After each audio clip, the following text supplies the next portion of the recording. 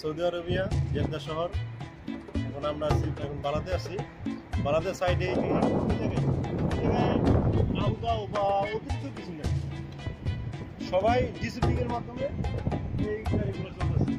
তো আমি যেহেতু বাংলাদেশের নাগরিক, তো এখন বর্তমানে যে আমি যেই দেশের যে পরিস্থিতি মানে দেখে আসছি, ঢাকাতে আশেপাশে বিভিন্ন ডিস্ট্রিক্টে আমি অনেক ডিস্ট্রিক্টে যাতায়াত করছি।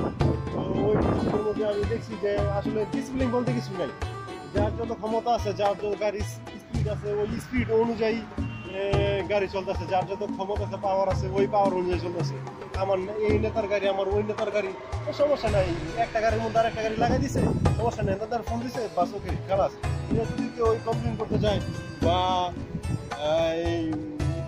কোনো কেস করতে যায়, তা হয় না। কারণ কি জন্য হয় না? কারণ এটা এই নেতার গাড়ি, বড় ভাইয়ের গাড়ি, ওনার গাড়ি, কোনো সমস্যা নাই। এটা এরকম বিভিন্ন সমস্যা অনেক বছর যাবতীয় চলতেছে। তো এখন আমাদের যে ছোট ভাই ব্রাদার যারা আছে, তারা সুন্দর একটা উদ্যোগ নিছে যে নিরাপদ সড়ক চাই। আর নিরাপদ সড়ক চাই, এই উদ্যোগটা আসে প্রায় 15 বছর আগে। কাঞ্চন ওনার থেকে এই কথাটা আসছে যে আমরা নিরাপদ সড়ক চাই। তো ওই কথা থেকে আজ 15 বছর পর আমাদের যেই আমার বস বললো চলে, কারণ উনি একজন বাংলাদেশের মধ্যে সাকসেস লোক, যে উনি দেশের সেবার পাশাপাশি এখনো জনগণের পাশে আছে। যে কিভাবে এই নিরাপদ সড়ক চাই, এটা কিভাবে সাকসেস হওয়া যায়, কিভাবে প্ল্যান করা যায়, যে ওই ব্যাপারে উনি খুবই ভালো কাজ করতেছে এবং ভালো পরামর্শ দিতেছে। উনি মাঠে নামছে, বিভিন্ন যেই এক্সপিরিয়েন্স বা পরামর্শ উনি স্বয়ং সড়কে নামা জনগণের সাথে এই পরামর্শগুলো দিতেছে। তো আমার নিজের ব্যক্তিগত পক্ষ থেকে আপনাকে আমি সালাম জানাই, আসসালামু আলাইকুম। প্রতিটা গ্রামে একজন করে হয়, তাই আমার মনে হয় যে সৌদি আরবের মতো হইতে আর বেশি দিন সময় লাগবে না। কারণ সবাই যদি ডিসিপ্লিন জিনিসটা মানে বুঝে এবং এটার প্রতি সবাই রেসপেক্ট করে, বাস আসলে আমরা নিজেরা যদি মানে যেতে পারি, তাহলে আমাদের নিরাপদ সড়কটা অতি দ্রুতই হওয়া সম্ভব। আসলে গাড়ি যারা চালায় বা যারা আগে তৈরি করতেছে, তাদের উপরে সব কিছু আমাদের বার ছেড়ে দিলে হবে না। আমাদের নিজের সাথে সাথে আমাদের নিজের অনেকগুলো কাজ আছে, যেগুলো আমরা অনেক সময় দেখি যে গাড়ির যাতায়াতের পক্ষে আমরা গাড়ি আস্তে আস্তে আমরা এর উপরে তাড়াহুড়া করে রোড ক্রস করতে। কিন্তু আপনারা যে লোকগুলো দেখতেছেন, এর জন্য সাইডে জায়গা আছে, দেখেন ওনারা ওনাদের নির্দ্বিধায় আসতে মনের শান্তিতে হেঁটে দিতেছে। এবং কি একটা বাদ দেওয়া আছে, যে কোনো অ্যাক্সিডেন্ট হলেও মোটামুটি একটা সেফটির ব্যাপার আছে। তো এইভাবে হাঁটাচলা করতেছে, গাড়ির মধ্যে মানে গাড়ি যেতেছে আর মানুষের মধ্যে মানুষ যেতেছে। এই জায়গায় একটা ডিসিপ্লিন দেখতে খুব সুন্দর লাগে। আর নিরাপদ একটা সড়ক হওয়ার জন্য আমি মনে করি এটাই যথেষ্ট। সবাই আমরা এখন বর্তমানে যে জায়গায় অবস্থান করছি, তো এটা একটা ফুটওভার ব্রিজ, আপনারা সবাই দেখতে পাচ্ছেন যে এদিকে লোক যাতায়াত করতেছে। তো এটাকে নিরাপত্তার জন্য জনগণের জন্য দেওয়া হইতেছে, যে আসলে যে কোনো সমস্যা না হয়। তো এই জন্য আমাদের নিরাপত্তা। আসসালামু আলাইকুম ভাই। ভাইকে বাংলাদেশি মনে হইতেছে ভাই? বাংলাদেশি? কোন জেলা ভাই আপনি? নারায়ণগঞ্জ? আমাদের আসলে মুন্সিগঞ্জ ভাই। আরে ভাই, পাশাপাশি এলাকায়। তো এখন কোথায় যেতেছে?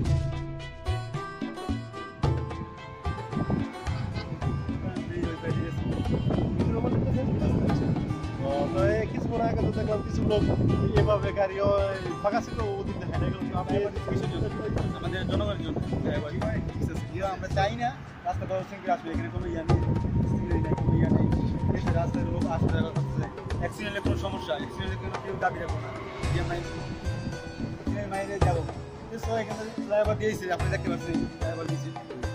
তো আসেন এখানে ফ্লাইওভার দিয়েছে, ফ্লাইওভার দিয়েছে আমাদের জন্য, আমাদের জনগণের জন্য ফ্লাইওভার দিয়েছে। কষ্ট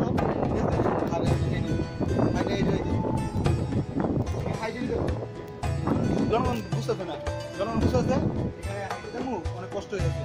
কিন্তু এতটুকু কষ্ট হয়ে যাচ্ছে। তো আমি এখান থেকে যাইয়া আমার রাস্তা কিন্তু আপনি যে সরকারের জন্য আপনি যাইতেছেন রাস্তা ক্রসিং করতেছে। আপনার যদি একটা বাইকে কিছু হয় বা অ্যাক্সিডেন্ট হয়, এখানে কেউ দাবি থাকবো না, এখানে কেউ দাবি থাকবো না। আপনাকে যদি ওরা গাড়ি ঢাকা দিয়ে মেয়েরা ছেড়ে জায়গা এখানে কেউ কেউ দেখবো না আপনাকে তো এই আমাদের নিরাপত্তার জন্যই এই ফ্লাইওভারটা দিচ্ছি তো কতটুকু এটা মাত্র 2 মিনিটের রাস্তা এখান থেকে এখানে আপনার উঠে আসেন দেখতে পাচ্ছেন এখান থেকে এখানে 2 মিনিটের রাস্তা তো এতটুকু আমরা যদি সচেতন হই আমাদের জন্য ভালো আমাদের জনগণের জন্য ভালো কেন আমরা দেখছি তো ভাই আপনারা মানে দেখতে পাচ্ছেন আমার নাম কিন্তু এক ভাই।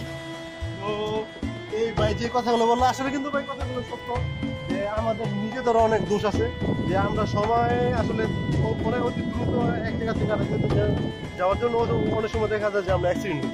তো আমাদের নিজেরও সেফটি থাকা দরকার।